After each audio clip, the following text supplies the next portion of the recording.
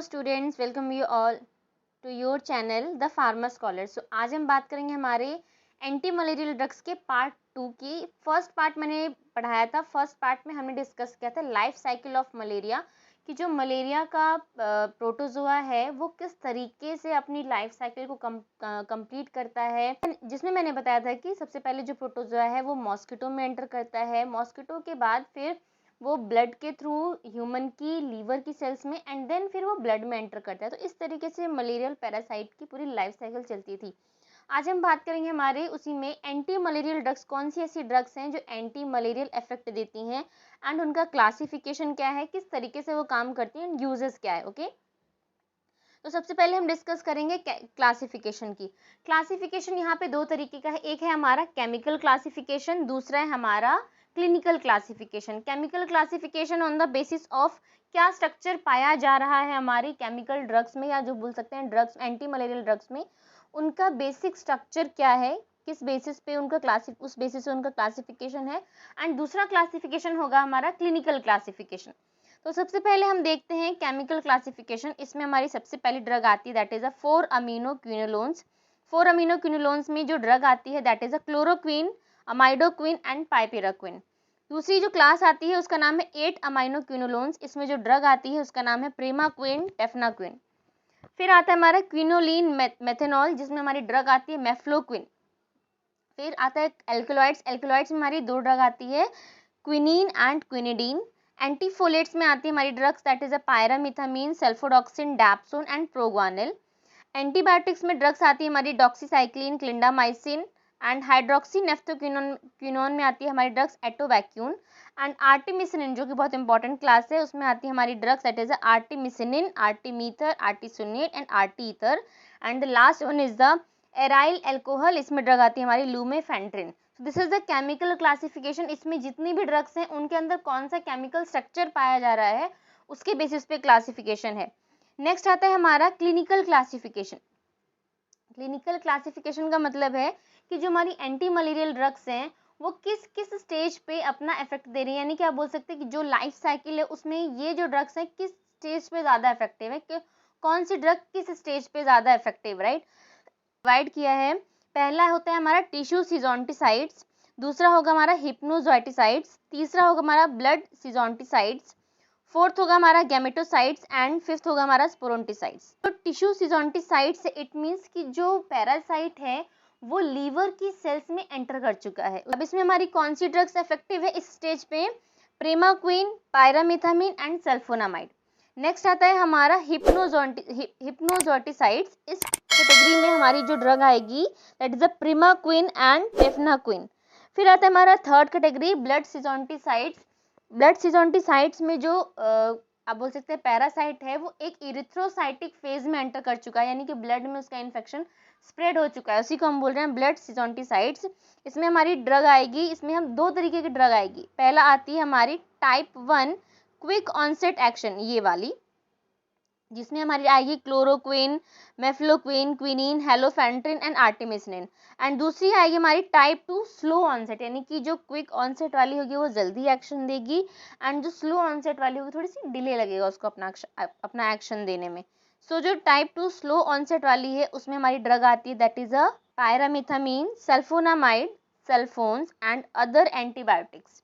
फिर आती है हमारी फोर्थ क्लास जिसका नाम है गैमेटोसाइट्स। गैमेटोसाइट्स का मतलब है कि जो भी गैमेट्स फॉर्मेशन हुआ है ना हमारे, आप बोल सकते हैं कि प्रोटोजोआ का, प्रोटोजोआ भाई जब ट्रोपोसाइट्स में कन्वर्ट होता है तो फिर वो एसेक्सुअल रिप्रोडक्शन करता है, यानी कि बिना किसी फर्दर उसके वो एसेक्सुअल रिप्रोडक्शन करके वो मेल में एंड फीमेल गैमेट में चेंज हो जाता है।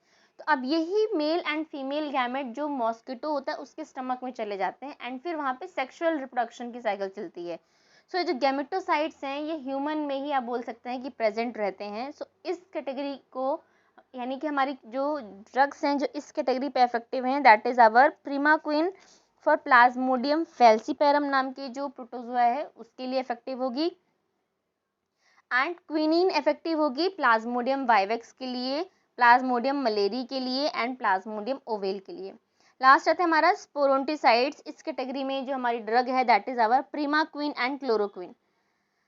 अब आते हैं हमारे एक एक करके क्लास पे, किस तरीके से जो ड्रग्स है हमारी अपना इफेक्ट देती हैं। तो सबसे पहली क्लास हमने क्या पढ़ी थी?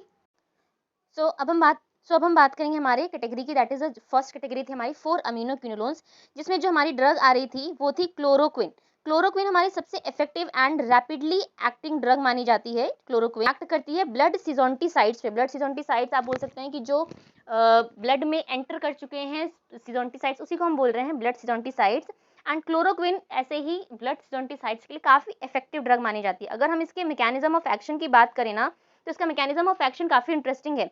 होता क्या है कि जो प्रोटोजोआ होता है वो हीमोग्लोबिन से हीमोजोइन नाम का एक कंटेंट बनाता है, यानी कि उसके लिए जो इम्पोर्टेंट प्रोडक्ट है दैट इज अ हीमोजोइन। अब ये हीमोजोइन हीमोग्लोबिन से बनता है, लेकिन बीच में जो एक हीम रिलीज होता है, it is a toxic substance for the protozoa. Protozoa इस हीम, ये जो हीम है उसके लिए, ये प्रोटोजोआ के लिए काफी टॉक्सिक माना जाता है। सो वो क्या करता है, इस हीमोग्लोबिन को हीम से हीमोजोइन बना देता है, जो कि एक नॉन टॉक्सिक सब्सटेंस है। अब हमारी ड्रग्स क्या करती हैं, वो इस कन्वर्जन को ही रोक देंगी, यानी कि जो हीमोजोइन बनना है ना, इसके कन्वर्जन को रोक देंगी। तो वो क्या करती हैं कि हीम से हीमोजोइन ना बन पाए, इसलिए वो इस प्रोसेस को यहाँ पे ब्लॉक कर देती हैं, राइट। तो बेसिकली होता क्या है कि जो हीम है it is a toxic substance. तो अब टॉक्सिक सब्सटेंस अगर रिलीज होगा तो जाहिर सी बात है जो प्रोटोजोआ की सेल्स हैं वो बहुत तेजी से डेड हो जाएंगी। सो यहाँ पे जो हमारी ड्रग्स हैं वो क्या करती है, एक वीक बेस होने की वजह से वो एसिडिक सेल्स, जो प्रोटोजोआ है उसकी एसिडिक सेल्स में इकट्ठी हो जाएंगी, कॉन्सेंट्रेट हो जाएंगी and drug and haem complex बना देंगी, जिसकी वजह से जो प्लाज्मोडियम है या जो प्रोटोजोआ है उसकी सेल मेम्ब्रेन फर्दर ग्रो नहीं कर पाएगी। This is the basic mechanism of chloroquine. अब अगर हम बात करें इसके फार्माकोकाइनेटिक्स की, क्लोरोक्विन की फार्माकोकाइनेटिक्स थी, तो क्लोरोक्विन बहुत हाईली एफिनिटी होती है इसकी मिलानिन से, यानी कि आप बोल सकते हैं कि जो टिश्यूज हैं या आप बोल सकते हैं कि जो नील्स हैं, इन सब में काफ़ी तेजी से इकट्ठा होता है, या बोल सकते हैं काफ़ी हाई एफिनिटी है and get tightly bound to this tissue. इन सब टिश्यूज में वो काफ़ी तेजी से बाउंड हो जाता है एंड लीवर में भी ये बोल सकते हैं कंसनट्रेटेड होने की वजह से इकट्ठा हो जाता है। So concentrated in liver, spleen, kidney, lungs and skin. तो इस तरीके से जो हमारा क्लोरोक्विन है ये काफ़ी सारे आप बोल सकते बॉडी के कई सारे पार्ट्स में ये एक्यूमुलेट होने लगता है। अगर हम बात करें इसके एडवर्स इफेक्ट की, क्या एडवर्स इफेक्ट है क्लोरोक्विन का? सो क्लोरोक्विन सबसे ज़्यादा तो क्रिएट करता है हाइपोटेंशन। जब इसको कोई पेशेंट लेगा ना, तो on administration it causes hypotension, cardiac depression, arrhythmia and कभी कभी कन्वर्जन्स भी क्रिएट करता है। This is the first adverse effect of chloroquine. इसके अलावा अगर बहुत ज़्यादा हाई डोज हो जाए और काफ़ी लॉन्ग ड्यूरेशन अगर कोई पर्सन ले रहा है, prolonged use of high dose for रिमेटेड arthritis may cause loss of vision, तो एक लॉस ऑफ विजन भी जनरेट हो सकता है एंड रेटिनल डैमेज हो सकता है। ये ऑल्सो एक सेकेंड एडवर्स इफेक्ट है क्लोरोक्विन का। इसके अलावा थर्ड है लॉस ऑफ हियरिंग, यानी कि सुनने में बहुत प्रॉब्लम होगी, रैशेस, फोटो एलर्जी होने लगेगी एंड मेंटल डिस्टर्बेंस होने लगेंगे इस क्लोरोक्विन की वजह से। Okay, so this is the basic adverse effect of chloroquine. अगर हम इसके यूजेस की बात करें तो क्लोरोक्विन किस लिए यूज होती थी? It is a drug of choice for clinical cure. Clinical cure का मतलब क्या है कि भाई जिस एरिया में गए उस एरिया में अगर कोई ऐसे मॉस्किटोज हैं तो भाई पहले से ही हमने मेडिसिन खा ली, that is called clinical cure, ताकि हमने खुद को पहले से ही प्रिवेंट कर लिया उस डिजीज से होने में, इसी को हम बोलते हैं क्लिनिकल क्योर। ओके, नेक्स्ट आती है हमारी ड्रग दैट इज अमाइडोक्विन। अमाइडोक्विन भी हमारी 8 अमीनोक्विनोलोन्स की ड्रग्स हैं एंड ये जैसे हमारी क्लोरोक्विन काम करती हैं सेम वैसे ही ये ड्रग्स भी क्लोरोक्विन काम करती हैं एंड जिस मैकेनिज्म पे हमारी क्लोरोक्विन काम करती है उसी मैकेनिज्म पे हमारी अमाइडोक्विन भी काम करती है and it is an erythrocytic schizonticide. Erythrocytic schizonticides है, यानी कि ब्लड में जो सिजोंटिसाइड्स पाए जाते हैं उसी की आप बोल सकते हैं कि उसी के लिए ये इफेक्टिव है। एंड ये किसके साथ यूज की जाती है? It is use in the treatment of artesunate for the treatment of chloroquine resistance falciparum malaria. जो क्लोरोक्विन रेजिस्टेंस फेल्सीपेरम मलेरिया होता है उसके लिए अमाइडोक्विन हमारी काफ़ी इफेक्टिव ड्रग मानी जाती है। नेक्स्ट ड्रग आती है हमारी दैट इज पाइपेराक्विन। पाइपेराक्विन में it is also the chloroquine का ही स्ट्रक्चर एनालॉग है एंड ये काम करता है ब्लड स्टेजेस ऑफ पैरासाइट, यानी कि मान लो पैरासाइट्स हैं तो ब्लड के स्टेजेस पे जितने कई तरह के लेटेंट रह गए या काफ़ी ड्यूरेशन तक रह गए तो उस ड्यूरेशन में भी ये जो ड्रग है हमारी ब्लड स्टेजेस ऑफ पैरासाइट के लिए काफ़ी इफेक्टिव है। नेक्स्ट ड्रग आती है हमारी दैट इज एल्किलॉइड्स। एल्किलॉइड्स हमारी नेक्स्ट कैटेगरी है, 4 अमीनोक्विनोलोन्स के बाद ये हमारी नेक्स्ट कैटेगरी है।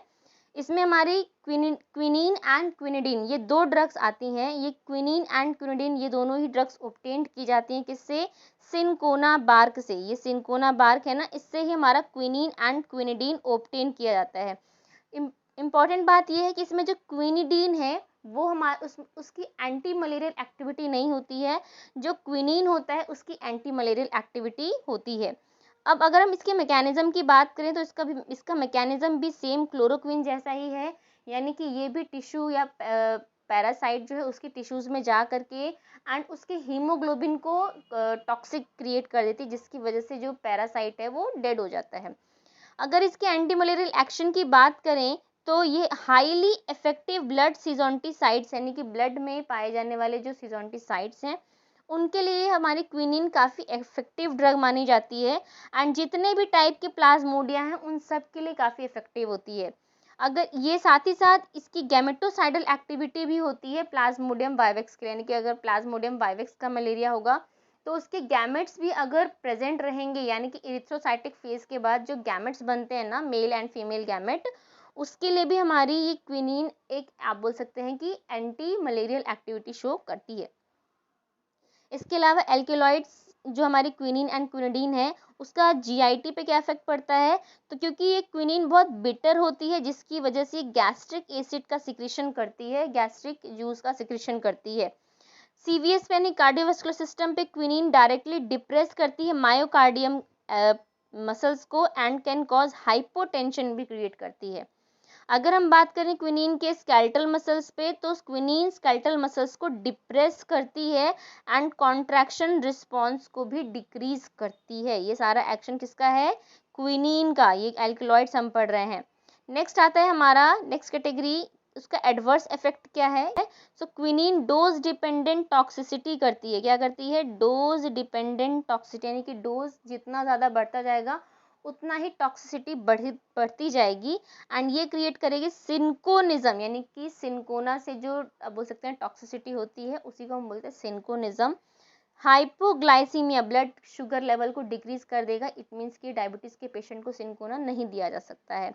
हाइपोटेंशन क्रिएट करेगा एंड सिंकोनिज्म कंप्राइजेस टिनिटस डिफनेस, यानी कि सिंकोना की वजह से अब बोल सकते हैं कि डिफनेस भी इंड्यूस हो सकती है। विजुअल डिस्टर्बेंस, यानी कि देखने में भी दिक्कत हो सकती है, सुनने में भी दिक्कत हो सकती है, ब्लड विजन हो सकता है, कलर डिफेक्ट हो सकता है, ये सारी चीज़ें सिंकोना के एडवर्स इफेक्ट हैं। नेक्स्ट क्लास आती है हमारी दैट इज अ मेफ्लोक्विन, ये हमारी क्विनोलिन मेथनॉल कैटेगरी की ड्रग है। इसमें एक ही ड्रग आती है हमारी that is a mefloquine. Mefloquine basically it is a synthetic quinoline methanol है, ये एक सिंथेटिक ड्रग है एंड इसका इफेक्ट जो है आप बोल सकते हैं कि ये एक्शन भी सेम किसके जैसी करती है, किसके जैसी, क्विनीन के जैसी, like quinine. It is highly effective for blood schizonticides, blood में पाए जाने वाले जो सिजोंटिसाइड्स हैं उनके लिए काफ़ी इफेक्टिव मानी जाती है एंड बट इसका कोई भी हिपैटिक फॉर्म्स पे इसका कोई भी इफेक्ट नहीं देखा गया है। या आप बोल सकते हैं कि प्री इरिथ्रोसाइट, यानी कि लीवर पे जो ड्रग्स, लीवर का जो फेज़ है जिसमें कि आप बोल सकते हैं कि सिजोंटिसाइड्स ग्रो करते हैं, उस फेज़ पे ये ड्रग कभी भी इफेक्टिव नहीं हो सकती एंड साथ ही साथ इसकी कोई गैमेटोसाइडल एक्टिविटी नहीं है। बस ये क्या कर सकती है कि जो ब्लड में सिजोंटिसाइड्स पाए जा रहे हैं उनको ये ट्रीट कर सकती है, किल कर सकती है। नेक्स्ट आता है हमारा एंटीफोलेट्स कैटेगरी। ये एंटीफोलेट्स कैटेगरी में हमारी ड्रग्स आती हैं, बेसिकली आप बोल सकते हैं कि पायरामिथामाइन, सल्फाडॉक्सिन्स, ये जो ड्रग्स हैं ये इनका एंटीफोलेट्स नाम क्यों पड़ा, क्योंकि ये फोलिक एसिड की सिंथेसिस को रोकती हैं, किसमें, प्रोटोजोआ में। अब फोलिक एसिड की सिंथेसिस क्यों ज़रूरी है, प्रोटीन्स बनने के लिए, न्यूक्लिक एसिड्स बनने के लिए। सो वो जो प्रोटीन सिंथेसिस है आप बोल सकते हैं फोलिक एसिड का फॉर्मेशन है वो बेसिकली यूज़ किया जाता है न्यूक्लिक एसिड्स के बनने में। अब न्यूक्लिक एसिड क्यों ज़रूरी है भाई, जितना ज़्यादा न्यूक्लिक एसिड रहेगा उतना ही तो सेल डिवाइड होगी ना, दूसरे सेल में कन्वर्ट होगी। सो इसलिए ये जो प्रोटोजोआ है ये बनाता है फॉलिक एसिड एंड वो फॉलिक एसिड कन्वर्ट होता है डाईहाइड्रोफोलिक एसिड में एंड देन टेट्राहाइड्रोफोलिक एसिड में। तो अब फोलिक एसिड से डाईहाइड्रो से टेट्राहाइड्रो, यहाँ पे कई सारे एंजाइम्स हैं जो फोलिक एसिड को टेट्राहाइड्रोफोलिक एसिड में कन्वर्ट करते हैं। सो बेसिकली जो हमारी ड्रग है, क्योंकि ये सारा मैकेनिज्म मलेरिया आप बोल सकते हैं प्रोटोजोआ में भी होता है, फोलिक एसिड बनता है, डाईहाइड्रोफोलिक एसिड बनता है, तो उस कंडीशन में हम ड्रग्स देते हैं ताकि ये जो फोलिक एसिड का फॉर्मेशन है ना यही ना हो पाए। जब फोलिक एसिड का फॉर्मेशन नहीं होगा तो जाहिर सी बात है कि जो सेल्स हैं वो न्यूट्रिशन की वजह से डेड हो जाएंगी। सो मैकेनिज्म क्या है एक बार देख लेते हैं। Folic acid antagonist The rationale of their combination is a very synergistic effect to inhibit folic acid and synthesis. And इसमें mechanism काफ़ी simple है. Basically क्या है कि सबसे पहले पाबा है, पैरामाइनो बेंजोइक एसिड, ये कन्वर्ट होता है फोलिक एसिड में, फिर फोलिक एसिड कन्वर्ट होता है डाईहाइड्रोफोलिक एसिड में, एंड फिर फोर्थ होता है हमारा टेट्राहाइड्रोफोलिक एसिड में. सो जो हमारे ड्रग्स हैं फोलिक एसिड से डाईहाइड्रोफोलिक एसिड नहीं बनने देंगी, या डाईहाइड्रोफोलिक एसिड से टेट्राहाइड्रोफोलिक एसिड नहीं बनने देंगे, जिसकी वजह से जो लास्ट में न्यूक्लिक एसिड है इसका फॉर्मेशन नहीं होगा. जब न्यूक्लिक एसिड का फॉर्मेशन नहीं होगा तो जाहिर सी बात है कि सेल्स ग्रो नहीं कर पाएंगी. अब इसमें जो हमारी ड्रग आती है दैट इज़ अ पायरामिथामीन. पायरामिथामीन एक स्लो एक्टिंग सिजोंटिसाइड्स है. आप बोल सकते हैं कि बहुत धीरे धीरे सिजोंटिसाइड्स इफेक्ट आता है इसका, and has greater affinity for the plasmodium dihydrofolate reductase. And इसकी बहुत अच्छी बोल सकते हैं कि एफिनिटी होती है डाईहाइड्रोफोलेट रिडक्टेज से. The combination of pyrimethamine and sulfadoxine along with artesunate is used in the treatment of chloroquine resistant falciparum malaria. यानी कि pyrimethamine, sulfadoxine and artesunate is used in the treatment of chloroquine resistant malaria.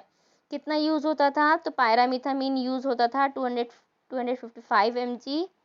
So pyrimethamine use होता था 25 mg, सल्फाडॉक्सिन use होता था 500 mg and पैरामिथामीन use होता था 25 mg, dapsone use होता था 100 mg. अब अगर मैं बात करूँ इंडिकेशंस की, किस तरीके से हम दे सकते हैं ड्रग्स पैरामिथामीन को, सो इनको हम जो फैल्सीपेरम मलेरिया है ना, इसमें भी यूज़ की जाती है ये ड्रग, या आप बोल सकते हैं इस तरीके से अनकॉम्प्लिकेटेड फैल्सीपेरियम मलेरिया, इसमें भी ये ड्रग्स हमारी यूज़ की जाती हैं. Also considered appropriate therapy for after chloroquine resistant treatment failure. Contraindications क्या हैं, किसके साथ नहीं देते हैं पैरामिथामीन को?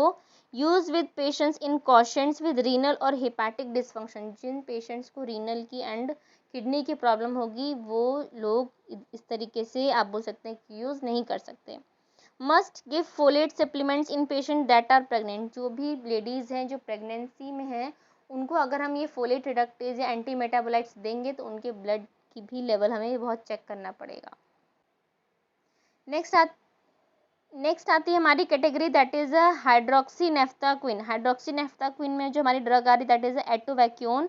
एंड ये ड्रग भी हमारी ब्लड सीजोंटिसाइड से यानी कि ब्लड में पाए जाने वाले जो आप बोल सकते हैं कि ब्लड सेल्स है ना, उनके लिए भी ये काफ़ी ज़्यादा इफेक्टिव मानी जाती है.